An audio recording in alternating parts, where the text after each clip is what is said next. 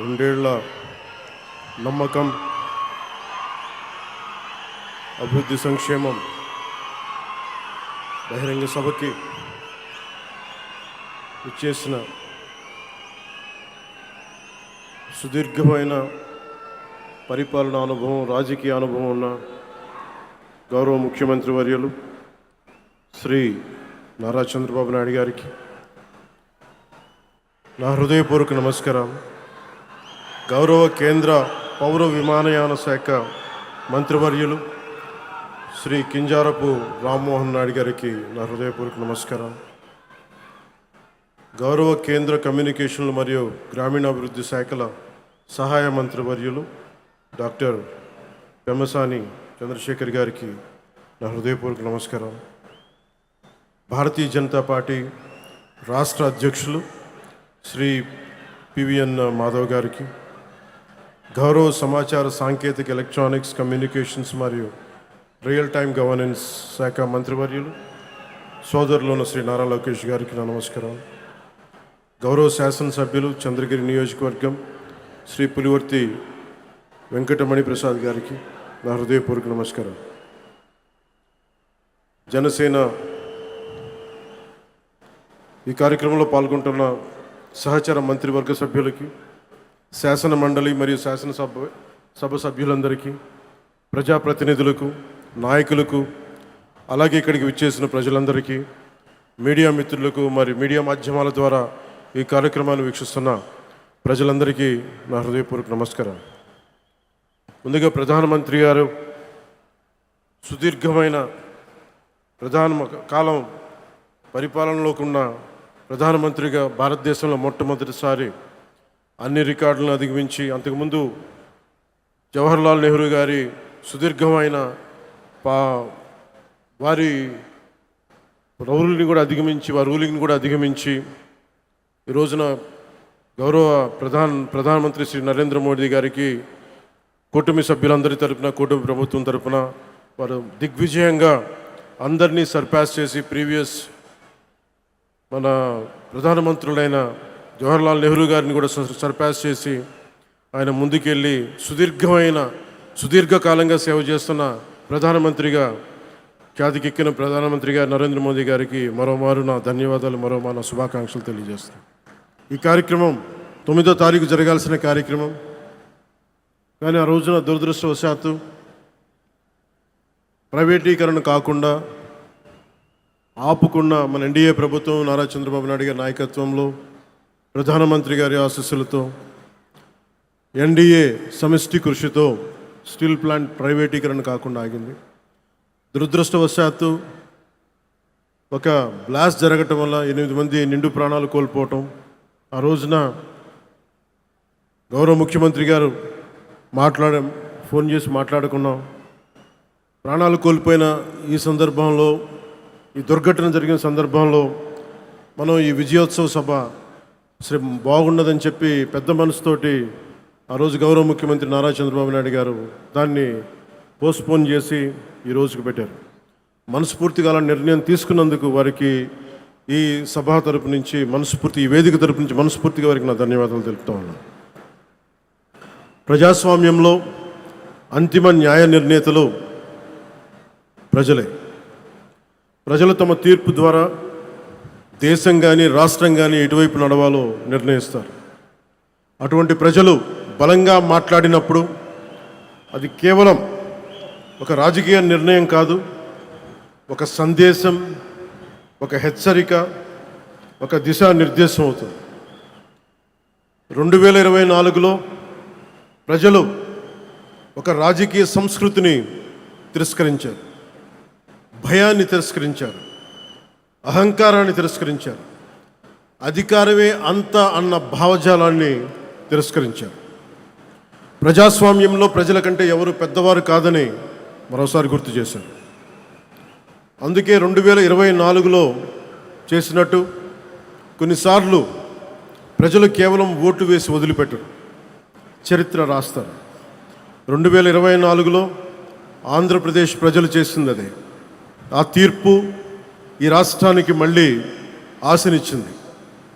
ఆంధ్రప్రదేశ్ సమాజానికి మళ్ళీ ఆత్మవిశ్వాసాన్ని ఇచ్చింది. ఒక తరం భవిష్యత్తుని మళ్ళీ నమ్మకాన్ని కల్పించింది. ప్రజలు మౌనంగా కనిపించిన అవసరం వచ్చినప్పుడు చరిత్రని మార్చగలరని మరోమారు నిరూపించిన సందర్భం అది. 2 ఏళ్ల క్రితం మీరిచ్చింది కేవలం అధికారం కాదు, ఒక బాధ్యత. ఆ బాధ్యతని గుర్తుంచుకుంటేనే ఈరోజు మీ ముందుకు వచ్చాం. ఈ చారిత్రక విజయానికి కారణమైన ప్రతి కార్యకర్తకి, ప్రతి నాయకుడికి, ప్రతి మహిళకి, ప్రతి రైతుకి, ప్రతి యువకుడికి నా హృదయపూర్వక కృతజ్ఞతలు. ఈ విజయం కేవలం తెలుగుదేశం పార్టీదో, భారతీయ జనతా పార్టీదో, జనసేన పార్టీదో కాదు, ప్రజల విజయం ఇది. ఇది అహంకారం విధ్వంసంపై ప్రజాస్వామ్యం సాధించిన విజయం. ఈ కూటమి ఆంధ్రప్రదేశ్ పునర్నిర్మాణం కోసం ఏర్పడిన కూటమి. ఈ కూటమి అధికారాన్ని పంచుకోవడానికి కాకుండా బాధ్యతని పంచుకోవడానికి ఏర్పడింది.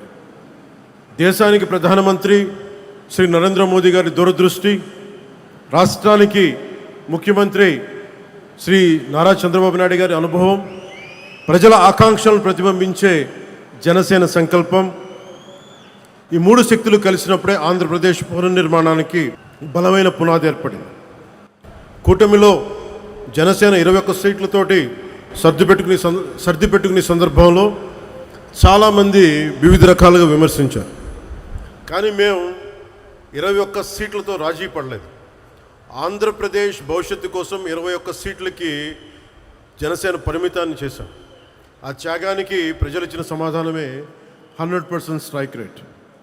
2 ఏళ్ల క్రితం మేము ఇచ్చిన హామీలు ఈరోజు ఒక్కొక్కటిగా ఆచరణలో కనిపిస్తున్నాయి. పెరిగిన వృద్ధాప్య పెన్షన్లు, మహిళలకి ఆర్థిక భరోసా, ఉచిత గ్యాస్ సిలిండర్లు, మహిళలకి ఉచిత బస్సు, రైతులకి అండా, అన్నా క్యాంటీన్లు, విద్యకి ప్రాధాన్యత, యువతకు ఉపాధి అవకాశాలు. మేము చెప్పింది ప్రతిదీ ఆచరించి బలంగా ముందుకు తీసుకెళ్తా ఉన్నాం. నా శాఖల విషయానికి వస్తే మహాత్మా గాంధీ కలలుగన్న గ్రామ స్వరాజ్యం, పండిట్ దీన్ దయాళ్ ఉపాధ్యాయ ప్రతిపాదించిన అంత్యోదయ సిద్ధాంతం, last mile governance, doctor B R Ambedkar గారి రథసారథిగా రాజ్యాంగం ద్వారా స్థానిక స్వపరిపాలనకు వేసిన బలమైన ప్రజాస్వామ్య పునాదులు, ఈ 3 ఆలోచనల సంగమమే నేడు నరేంద్ర మోదీ గారి నాయకత్వంలోని ప్రభుత్వ పాలనా తత్వం. సబ్కా సాత్, సబ్కా వికాస్, సబ్కా విశ్వాస్. గ్రామాన్ని భారతదేశానికి కేంద్ర బిందువుగా చూడాలనుకుని ఆ దిశగా అత్యంత నిబద్ధతతో కృషి చేస్తున్న ఒక పంచాయతీరాజ్ శాఖ మంత్రిగా ఈరోజు మీ ముందు మాట్లాడుతూ ఉన్నాం. ఒక పిల్లవాడి భవిష్యత్తు పాఠశాలలో ఎలా నిర్ణయించబడుతుందో, ఒక దేశ భవిష్యత్తు అదేవిధంగా గ్రామంలో నిర్ణయించబడుతుంది, గ్రామ పంచాయతీలో నిర్ణయించబడుతుంది. ఒక రైతు ఆశ, ఒక మహిళ ఆత్మవిశ్వాసం, ఒక యువకుడి ఉపాధి, ఒక కుటుంబం ఆరోగ్యం, ఇవన్నీ మొదటిగా గ్రామ పంచాయతీ ద్వారానే ప్రభావితమవుతాయి. ఎందుకంటే ప్రజల జీవితాలకు అత్యంత దగ్గరగా ఉండేది ప్రభుత్వంలోని ప్రాథమిక గ్రామ పరిపాలనా వ్యవస్థ. అందుకే ప్రపంచవ్యాప్తంగా ప్రజాస్వామ్య పరిపాలనలో ప్రిన్సిపల్ ఆఫ్ సబ్సిడారిటీ అనే సూత్రాన్ని అనుసరిస్తారు. ఈ సూత్రం చెప్పింది చాలా సింపుల్. ఏ పనిని ఎక్కడ అత్యంత సమర్థవంతంగా ప్రజలకి అత్యంత దగ్గరగా చేయగలమో ఆ పని అక్కడే జరగాలి. అవ్వకపోతే ఆ ప్రభావం దానిపై వ్యవస్థపై పడుతుంది. గ్రామ స్థాయిలో అవ్వాల్సిన పని మండల స్థాయికి వెళ్ళకూడదు. అంతిమంగా క్యాస్కేడింగ్ రియాక్షన్ కింద మన దగ్గర ప్రతి పని ఎమ్మెల్యే దగ్గరికి వెళ్ళాల్సిన పరిస్థితి. అధికారాన్ని కేంద్రీకరించడం ప్రజాస్వామ్యం కాదు, అధికారాన్ని ప్రజల దగ్గరికి తీసుకెళ్లడమే నిజమైన ప్రజాస్వామ్యం. ఒక ఎమ్మెల్యే ఉండే నియోజకవర్గంలో దాదాపు 600 మంది స్థానిక ప్రజాప్రతినిధులు ఉంటారు. సర్పంచులు కావచ్చు, వార్డు సభ్యులు, ఎంపీటీసీలు, జడ్పీటీసీలు, సహకార సంఘాల ప్రతినిధులు. వీరందరూ ప్రజాస్వామ్యానికి రూట్స్, వేళ్ళు. కానీ ఆ రూట్స్ని బలహీనపరిచి చెట్టుని బలపరచలేము. స్థానిక సంస్థలని బలహీనపరిచి ప్రజాస్వామ్యాన్ని బలపరచలేము. ఇది కేవలం పరిపాలనా సూత్రం కాదు, ఇది ప్రజాస్వామ్య సూత్రం, ఇది బాధ్యతా సూత్రం. నాయకత్వం గ్రామం నుంచి రావాలి. 2 సంవత్సరాల్లో మేము నిర్మించడానికి ప్రయత్నం చేసింది కేవలం రోడ్లు, కాలువలు, భవనాలు కాదు. Trust, social trust, institutional trust. ఎందుకంటే ఒక వ్యవస్థ బలహీనపడినప్పుడు మొదట కోల్పోయేది డబ్బు కాదు, నమ్మకం. వ్యవస్థ చేయకపోతే, వ్యవస్థ కనుక న్యాయం చేయకపోతే కులమే ముందుకు వస్తుంది. వ్యవస్థ బలహీనపడితే ప్రాంతీయత ముందుకు వస్తుంది. వ్యవస్థపై విశ్వాసం తగ్గితే సమాజం చాలా చిన్న చిన్న గుంపులుగా విడిపోతుంది. తెలుగు రాష్ట్రాలు మరింత బలపడాలి అంటే ఒక రాష్ట్రం కులాల పరిమితుల్ని దాటాలి, మరొక రాష్ట్రం ప్రాంతీయత పరిమితుల్ని దాటాలి. మనందరం కలిసి భారతీయత వైపు అడుగులు వేయాలి. అందుకే నేను పంచాయతీరాజ్ గురించి మాట్లాడేటప్పుడు కేవలం పరిపాలన గురించి, పథకాల గురించి, చేసే పనుల గురించి మాట్లాడటానికే పరిమితం కాదు. నేను ప్రజాస్వామ్యం గురించి మాట్లాడతాను, రాజ్యాంగం గురించి మాట్లాడతాను, సోషల్ కొహెషన్, సామాజిక సమతుల్యత గురించి మాట్లాడతాను, జాతీయ సమైక్యత గురించి మాట్లాడతాను, భారతీయత గురించి మాట్లాడతాను, సామాజిక పరస్పర విశ్వాసం గురించి మాట్లాడతాను. ఈ మధ్య మేము పరిష్కరించిన విజయనగరం జిల్లాలోని ఒక పెద్దపెంకి గ్రామంలో ఫైలేరియా సమస్య ప్రత్యక్ష ఉదాహరణ. పంచాయతీరాజ్ సమస్య కోసం, సంస్కరణల కోసం చాలా కమిటీలు వచ్చినాయి.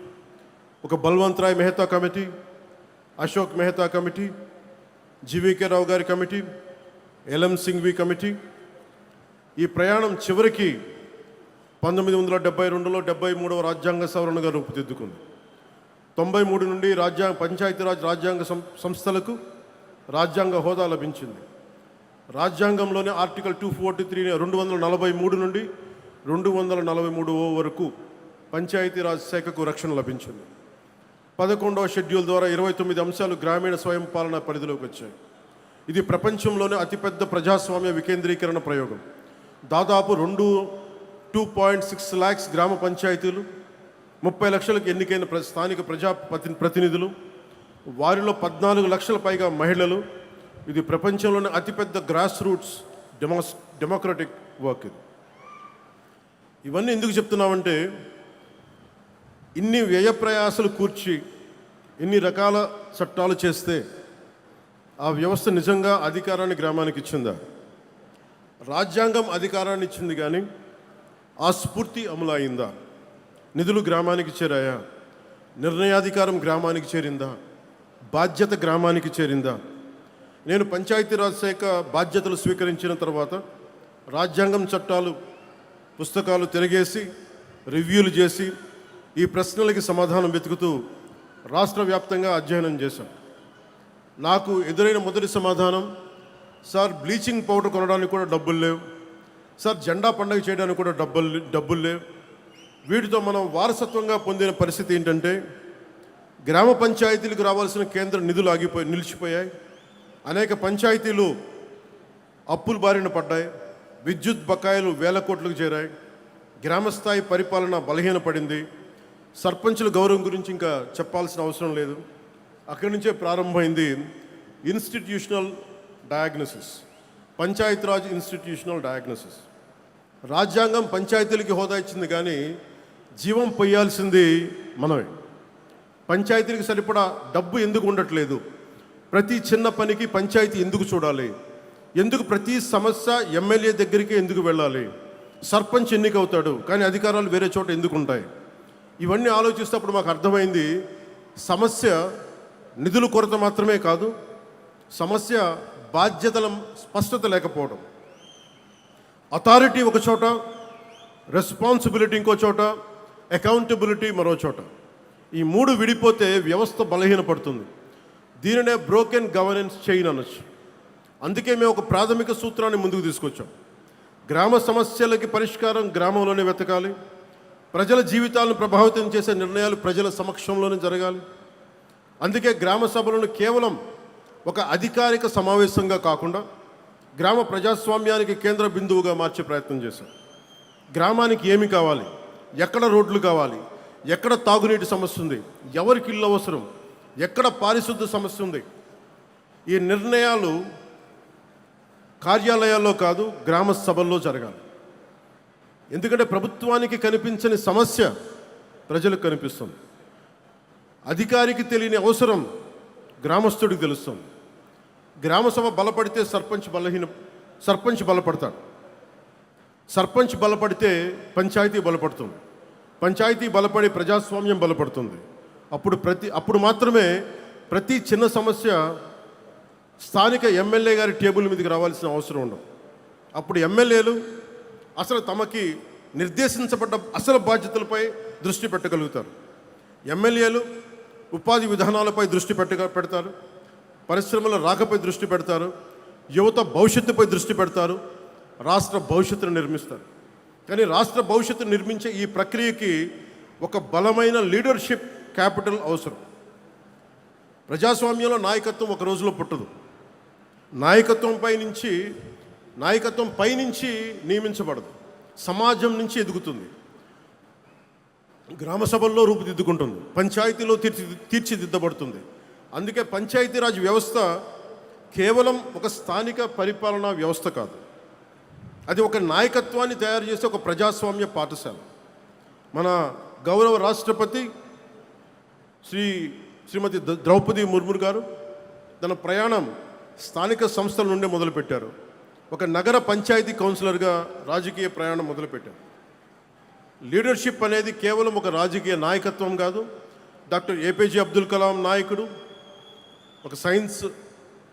ఒక సైంటిఫిక్ విభాగంలో అయిన నాయకులు, మనందరికీ గర్వించే ఎస్ఆర్ సెక్కిరణ్ గారు,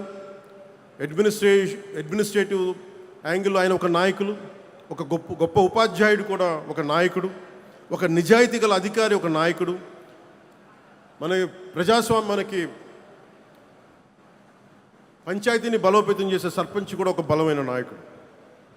భారతదేశంలో మహిళా రాజకీయ నాయకత్వానికి అతిపెద్ద విశ్వవిద్యాలయం పంచాయతీరాజ్ వ్యవస్థ. 50% 50% మహిళా రిజర్వేషన్ ద్వారా వేలాది మహిళా నాయకులు ముందుకు వస్తూ ఉన్నారు. సెల్ఫ్ హెల్ప్ గ్రూప్స్ ద్వారా మహిళలు సామాజిక ఆర్థిక నాయకత్వాన్ని చేపడుతున్నారు. వెనుకబడిన వర్గాల నుంచి నాయకత్వం వస్తుంది, యువత నుంచి నాయకత్వం వస్తుంది. యువత రాజకీయాలకు రావాలని మనం చెబుతాం, కానీ యువత మొదటి అవకాశం గ్రామ స్థాయిలో అందిపుచ్చుకోవాలి, ముందుకు వచ్చి పోటీ చేయాలి. ఇది సోషల్ క్యాపిటల్, ఇది నేషనల్ బిల్డింగ్. ఇప్పుడు అసలు ప్రశ్న, మనకి ఈ ఆలోచనల్ని గత 2 సంవత్సరాలు ఎంతవరకు ఆచరణలోకి తీసుకురాగలిగాం? అభివృద్ధికి మొదటి అర్హత స్థిరత్వం. గత 2 సంవత్సరాల్లో ఆంధ్రప్రదేశ్లో ఏర్పడిన రాజకీయ స్థిరత్వం గ్రామాభివృద్ధికి బలమైన పునాది వేసింది. ఎన్డీఏ వాళ్ళ నిర్ణయాలతో స్పష్టత వచ్చింది, కేంద్ర రాష్ట్ర సమన్వయం బలపడింది. ఆ స్థిరత్వాన్ని ఆధారం చేసుకొని ఈ రోజున పెట్టుబడులు కావచ్చు, ప్రభుత్వాన్ని గ్రామాన్ని మళ్ళీ పరిపాలనా కేంద్రంగా నిలబెట్టే ప్రయత్నం ప్రారంభించింది. అందులో భాగంగా 13,326 పంచాయతీల్లో ఒకేసారి గ్రామ సభలు నిర్వహించడం జరిగింది. ప్రజాస్వామ్యాన్ని ప్రతి గ్రామం గడప వరకు తీసుకెళ్ళగలిగాం. ప్రతి పంచాయతీకి ఒక కార్యదర్శి వ్యవస్థని బలోపేతం చేశాం. స్థానిక అవసరాలకు అనుగుణంగా కొత్త పరిపాలనా విధానాలను రూపొందించాం. గ్రామ పంచాయతీల పరిపాలనా సామర్థ్యాన్ని బలోపేతం చేశాం. పల్లె పండుగ ద్వారా గ్రామాభివృద్ధిని ప్రభుత్వ కార్యక్రమం నుంచి మంచి ప్రజా ఉద్యమంగా మార్చాం. స్థానిక నాయకత్వానికి గౌరవాన్ని పునరుద్ధరించాం, ఇర్రెస్పెక్ట్ ఆఫ్ ద పొలిటికల్ అఫిలియేషన్స్. స్వర్ణ పంచాయతీ దిశగా ప్రయాణం ప్రారంభించాం. ప్రతి ఆలోచన సిద్ధాంతంగా మిగిలిపోకుండా ఫలితంగా కనిపించాలనే దానికి స్వర్ణ పంచాయతీ కేంద్రంగా ఒక చిన్న ఉదాహరణ చెప్తాను.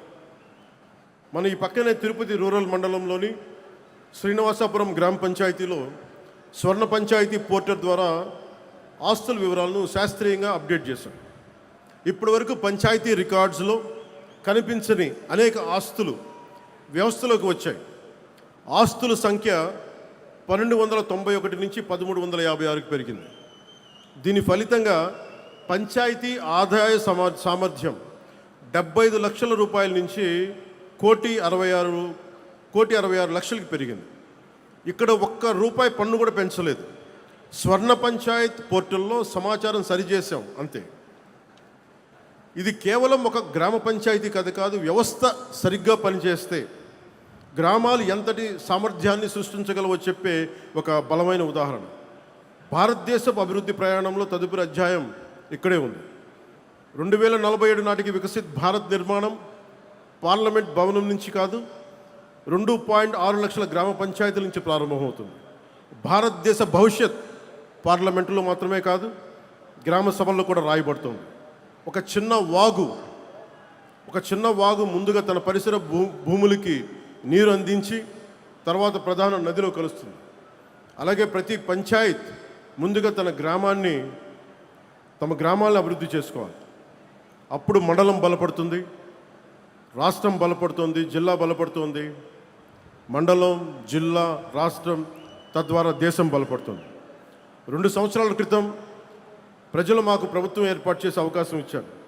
కానీ నేను దాన్ని కేవలం అధికార బదిలీగా చూడం, అది ఒక నమ్మకం బదిలీ. ఆ నమ్మకాన్ని నిలబెట్టుకోవడం మన బాధ్యత. ఆ దిశగా పనిచేస్తున్నాం.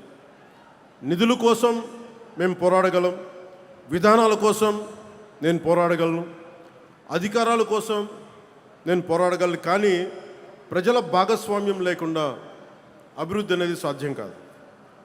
ప్రజలు పార్టీని కాకుండా వ్యవస్థల్ని నమ్మాలి. పార్టీలు ఉండాలి, వ్యవస్థలను బలోపేతం చేయడానికి ఉండాలి. నాయకుడిని కాకుండా సంస్థల్ని నమ్మాలి, వ్యక్తుల్ని కాకుండా విలువల్ని నమ్మాలి. అప్పుడు మాత్రమే ప్రజాస్వామ్యం శాశ్వతం అవుతుంది. ఏ నాయకులైతే ఏ పార్టీలైనా కావచ్చు, తెలుగుదేశం కావచ్చు, జనసేన కావచ్చు, భారతీయ జనతా పార్టీ కావచ్చు, వ్యవస్థని బలోపేతం చేసే దిశగా, విలువల్ని కాపాడే దిశగా, ప్రజాస్వామ్యాన్ని బలోపేతం చేసే దిశగా అడుగులేస్తే ఈ కూటమికి తిరుగుండదు. అప్పుడు మాత్రమే గ్రామ స్వరాజ్యం సాధ్యమవుతుంది. అప్పుడు మాత్రమే సామాజిక విశ్వాసం పునరుద్ధరించబడుతుంది. అప్పుడు మాత్రమే వికసిత్ భారత్ సాధ్యమవుతుంది. గ్రామం బలపడితే ప్రజాస్వామ్యం బలపడుతుంది, ప్రజాస్వామ్యం బలపడితే దేశం బలపడుతుంది. అందుకే మా ప్రయాణం కేవలం ఒక గవర్నమెంట్ ఫార్మేషన్ కోసం కాదు, నేషన్ బిల్డింగ్. మన తరం బాధ్యత కేవలం ఈ రోజుని పరిపాలించడం కాదు, రాబోయే తరాలకి బలమైన వ్యవస్థలను అందించడం. మనం తీసుకునే నిర్ణయాలు వచ్చే ఎన్నికల గురించి మాత్రమే కాకుండా వచ్చే తరాల గురించి కూడా ఉండాలి. అదే నిజమైన ప్రజాస్వామ్యం, అదే సుస్థిర అభివృద్ధి, అదే వికసిత్ భారత్కి మార్గం. మనకు పూర్వీకుల నుంచి సంక్రమించిన భారతదేశాన్ని కాపాడటం మాత్రమే కాదు, రాబోయే తరాల గర్వపడే భారతదేశాన్ని నిర్మించడం, అందించడం కూడా మనందరి సమిష్టి బాధ్యత, ఈ కూటమి బాధ్యత. ఈ బాధ్యతను నిర్వర్తించే సంకల్పంలో గ్రామం నుంచి దేశం వరకు బాధ్యతతో కూడిన అభివృద్ధి యాత్రను ముందుకు తీసుకెళ్తామని మీ అందరికీ మనస్ఫూర్తిగా తెలియజేసుకుంటూ, మీకు సేవ చేసే అవకాశాన్ని మీరు ఇచ్చినందుకు మనస్ఫూర్తిగా మీ అందరికీ పేరు పేరున ధన్యవాదాలు తెలుపుకుంటూ, ప్రతి సమస్యకి కష్టాలని తెలియజేస్తూ, ప్రజలకి ఎప్పటికప్పుడు మమేకమవుతూ, సహాయ సహకారాలు అందిస్తూ ప్రభుత్వాన్ని ముందుకు తీసుకెళ్తున్నాం. ఈ సదూరమైన ప్రయాణంలో కూటమి మరింత బలోపేతం కావాలని నేను కోరుకుంటూ, గౌరవ ముఖ్యమంత్రి నారా చంద్రబాబు నాయుడు గారికి, ప్రధానమంత్రి శ్రీ నరేంద్ర మోదీ గారికి, కూటమి నాయకులందరికీ పేరు పేరున ధన్యవాదాలు తెలుపుకుంటూ, ప్రజలకి మరోమారు మీకోసం మేము పనిచేస్తున్నాం, మీకోసం మేము అహర్నిశలు కష్టపడతామని తెలియజేసుకుంటూ, మీరు మా మీద పెట్టుకున్న నమ్మకం కోసం మరింత కష్టపడతామని తెలియజేసుకుంటూ, మరోమారు మీ అందరికీ పేరు పేరున ధన్యవాదాలు తెలియజేసుకుంటూ సెలవు తీసుకున్నాం. జై భారత్, జై హింద్.